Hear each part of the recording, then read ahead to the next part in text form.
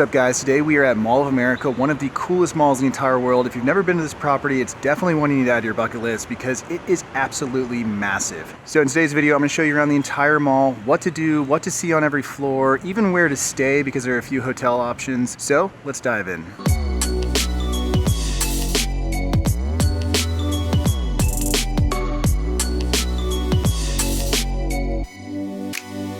Now, a common misconception about this mall is that it's just a mall, and yes, there's tons of shopping, but there's also an amusement park, aquarium, multiple hotels, kids activities, adult activities, and so much more.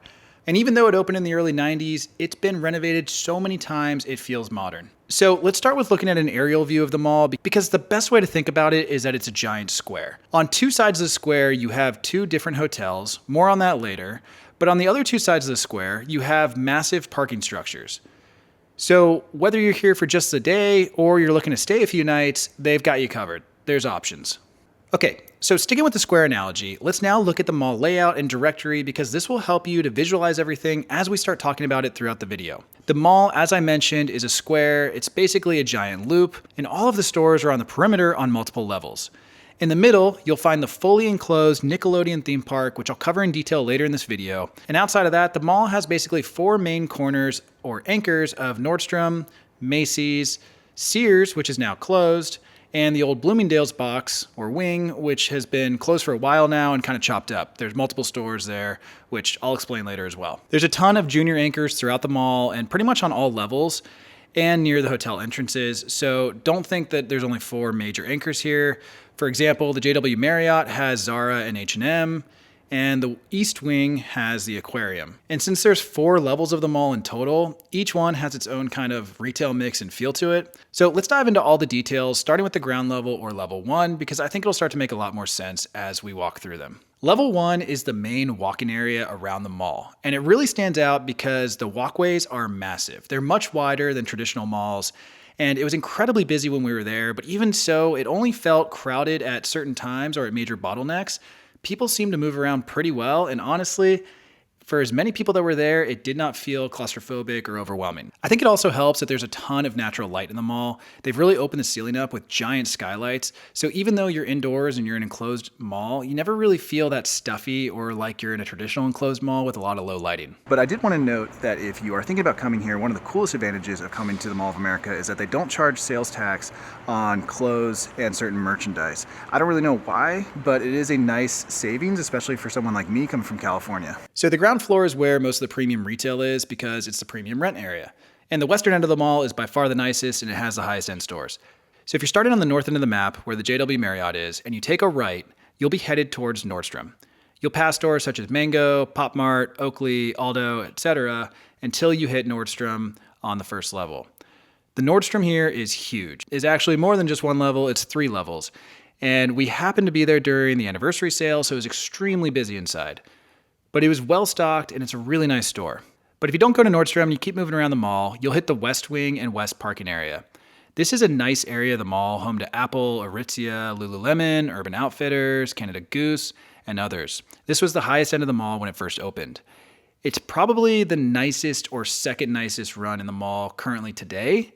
So if you're looking for a little higher end, then the West Side is going to be your best side. But if you were to keep moving, you'll eventually hit Macy's, and around Macy's on the south side of the mall is Free People, Vuori, and honestly, the Vuori store was really nice and really well stocked. Madewell's coming in and other clothing boutiques are just around this corner as well.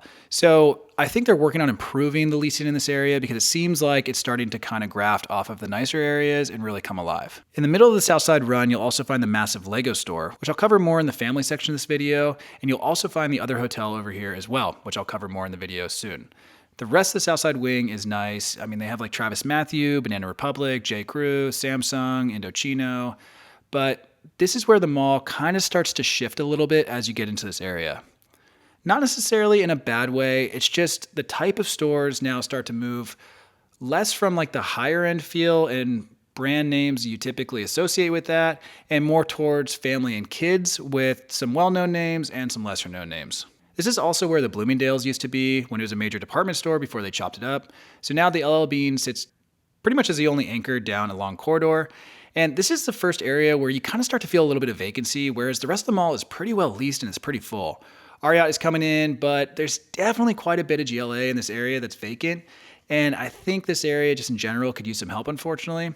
So again, the LL Bean sits at the far southeast corner, and we started up here at the north entrance of the JW Marriott. So you can see just how much of the mall we've covered so far, but let's keep going around this run because it's gonna open up to a lot more stores. So as you turn the corner from LL Bean, you run into Toys R Us. They are back.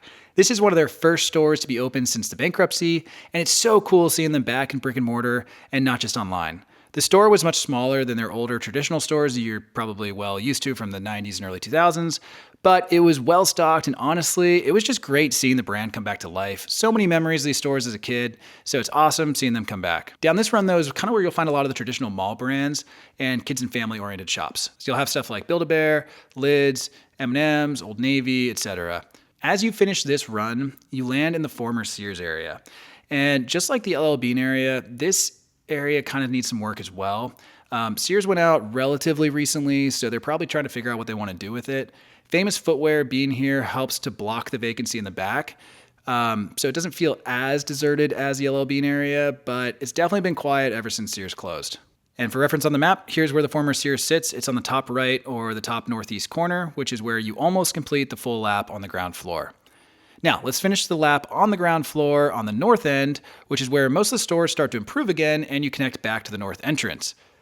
Oh, and by the way, the ground level is also where the massive Nickelodeon Universe is. So before we move on to level 2, let's talk about Nickelodeon and family activities in general because there's a lot to unpack here. So again, keep in mind that this mall is massive. This is the largest mall in North America and one of the largest in the world at over 5,600,000 square feet of leasable area.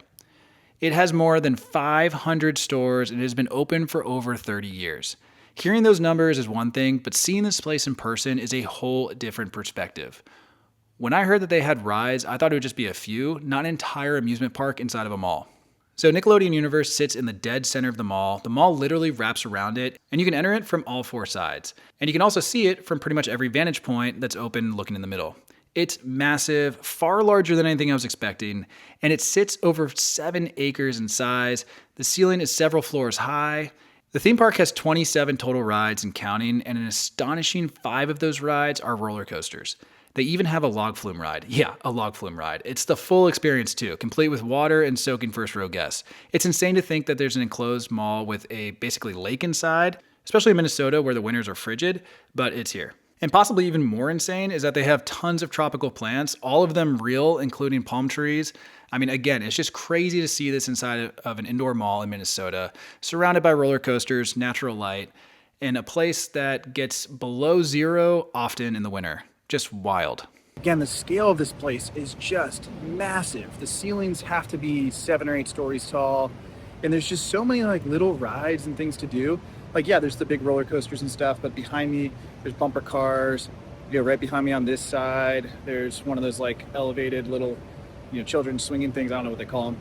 But anyway, it just goes to show, like, even though the hype is around the big rides, there's so many small activities to do, especially for small kids as well. So it's definitely worth just walking through here, whether you have kids or not, because it's amazing what they've packed under one roof. And truthfully, they have rides for all ages. I mean, depending on if you want the full thrill-seeking adventures or if you just want to go on merry-go-rounds, Ferris wheels, or just like tons of little spinning rides for kids, I mean, there's a lot to choose from. They have a few different models and prices change based on specials and age of the guests. They also have bundles and sometimes they have deals online. So I would say they usually hover around $50 for an all-day unlimited ride wristband, subject to change in the future, but that was at time of filming. But you can find more information on their website prior to your visit, and you might be able to find some coupons online as well. The other really cool thing about Nickelodeon Universe is how a lot of family-friendly stores are near it or actually connected to it. For example, M&M's World has 2 entrances, one on the mall side and then one on the Universe side, so it basically connects both sides. Lego is adjacent to the park as well, and the Lego store is huge. It also happens to be the first ever Lego store that ever opened, apparently, originally called Lego Imagination Center. And they have a huge pick-a-brick wall. It's very well stocked, and it's so popular that there's usually a line around the corner. But it's cool how that kind of draws people into the Nickelodeon universe from the mall. And there's also a ton of kids' activities outside of Nickelodeon Universe as well. So if you don't feel like going to the amusement park, there's tons of stuff around the mall to do, such as the Aquarium found on the eastern side of the mall. And the Aquarium is called Sea Life, and you can find discount tickets at kiosks throughout the mall. So definitely go check those out before you buy tickets. But you can also buy tickets online before you even go. There's usually specials, and I would say it's worth it. But a quick tip, go early in the morning or later in the afternoon. Try not to go in the middle of the day because it is packed with long lines and very slow moving people. So if you get claustrophobic or you hate being stuck in tunnels where people are literally not moving, don't go here in the middle of the day. But again, they have massive underground tunnels. You start kind of in the freshwater rainforest area and then you start to move down. And it's a really cool little path that takes you down to the underground. I was surprised to see the size of the sharks that they have. They have several sand tiger sharks, large sawtooth sharks, and they even have large stingrays. It was reminiscent of our travels to Atlantis, which if you haven't seen that video yet and you're looking for more family-friendly travel, go check that out after you watch this. It's a great hotel for families. But the aquarium, in my opinion, was worth it. Our son absolutely loved it. But again, I would try to avoid the crowds if you can because it does get a bit stuffy in there and people tend to move very slow, taking photos and videos. So again, early morning or later in the afternoon is going to be your best bet. But in addition to that, there's tons of activities spread throughout the mall with a lot of children-friendly activities on the upper floors. More on that soon. So next, let's talk about hotels because as mentioned, there are 2 hotels at Mall of America that are literally connecting. And then there's also a bunch surrounding the mall. So you have the more expensive JW Marriott option on the north end, and then you have the Radisson Blu on the south end, which is a little bit more affordable, but still somewhat pricey. Personally, we opted for the JW Marriott for our stay, and the hotel was really nice. The rooms were spacious and inviting, pretty nice view of the mall, and the beds were comfortable. The bathrooms themselves were large and luxurious. It was a really nice hotel overall, and we enjoyed the stay. You could kind of tell the age of the hotel though. I mean, there were some issues, but overall, the room itself was really nice. The lobby was nice. And the nice thing too, the hotel is directly connected to the mall. So whenever you want to visit the mall or you want to just get some steps in, you take the elevator down and you walk out.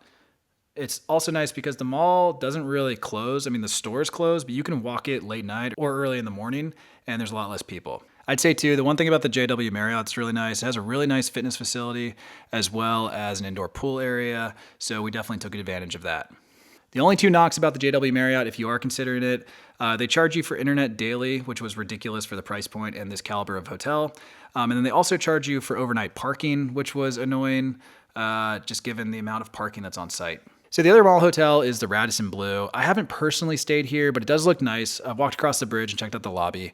From what I can see on the website, it's overall standard rooms. They have amenities. The hotel is connected to the mall via a sky bridge with direct access, making the JW Marriott and the Radisson really the only 2 hotels that have direct access to the mall. So if you're looking to avoid the weather, these are the 2. And with that, I mean, it really is nice having access from both. From the JW Marriott, you enter the mall on level 2. So let's move on to level 2 of the mall because level 2 is where you'll find a lot of national and well-known retailers interspersed with kind of more localized and lesser-known brands who the mall probably just threw in there to fill vacancies, but the second floor still has a lot of great options and a lot of great stuff to walk around. So on this level, you'll find traditional mall brands like Tilly's, Aeropostale, American Eagle, Buckle, etc. As you make your way around, there's tons of brands that are traditional like PacSun and retailers like these, and then there's retailers like these, and then there's some like these, who I believe are just local to the mall, but again, comparative to the ground level, it is a little bit different up here. Now, just like the ground level, the Sears and former Bloomingdale's wings are a little bit more vacant, whereas the western side of the mall with the Macy's and Nordstrom is going to be better stocked with open retailers. I also call this the coffee level because this is where you're going to find multiple Caribou Coffee locations and the only Starbucks. And it's interesting because usually on the second levels of malls, there tends to be a lot more vacancy, especially at legacy malls. But, they've honestly done a really nice job of keeping most of the storefronts open. I mean, sure, there are some, but it doesn't feel like, it's the second floor of a normal mall. It feels super busy and alive and seemed to have a lot of really good energy, which was great. I will say though, unlike the first floor where there were districts and groupings of similar retailers and each wing kind of had its own feel, this level doesn't as much. It's a little bit more randomized with a mix of well-known brands and lesser known. I'd still recommend doing a lap up here if you have time. You may stumble on something that you really like. But okay, let's move on to level 3, which is where you should go if you're looking for food, especially lunch. The easiest way to think of the third floor is food and entertainment mixed with some retail. And I say that because this is where a lot of the traditional retail ends and where the food and activity-based entertainment really starts. And again, there are some random stores up here, but if you're looking to grab food or go for quick food, then the North Food Court is the place to go. They have a nice mix of places like Piatto, which if you've never been, it's like an Italian version of Chipotle. Sweet Green is coming soon. Shake Shack, Chick-fil-A, and other mall food court staples that you're probably used to, like Burger King. The remodel looks great, and it was really busy when we were there. Also across from the food court, it's worth mentioning, is Putt Putt, so if you want to have some fun after lunch, it's literally right here. The other main food area on this level is South Street Dining Area. And this one is an interesting mix of sit-down restaurants, smaller grab-and-go options, and it kind of just feels like you're almost like in a city and you're walking down a street. I mean, it literally feels like the main restaurant area in like a downtown core arena district or something. They have big brands like Bubba Gump, Margaritaville, which were busy. And of course, you got to throw a Benihana in there at the end of the walk. But this area is really cool, and it has nice views. It's so high up that you get really cool views of the mall below. And there are a lot of options through here, so definitely spend some time walking around if you're trying to figure out where you want to eat. It's a little bit slower paced than the food court, and they have more sit-down options. So if you're looking for something less grab and go, this will be the area to go find lunch or even dinner. There's also a Johnny Rockets on the opposite side of this, overlooking the Nickelodeon Universe, so be sure to not miss that. Also, speaking of which, the third floor has by far the best views of the theme park. It's a really cool vantage point, and watching the rides up here, definitely recommend coming up just to see everything in motion. So cool to see it. On this level, there are a few national brands and stores worth mentioning, with Boot Barn being the most recent addition to this level. They reopened a larger store up here, and it really looks great. It's a great option for Western wear, and they have really high quality boots, so it's pretty cool checking this store out.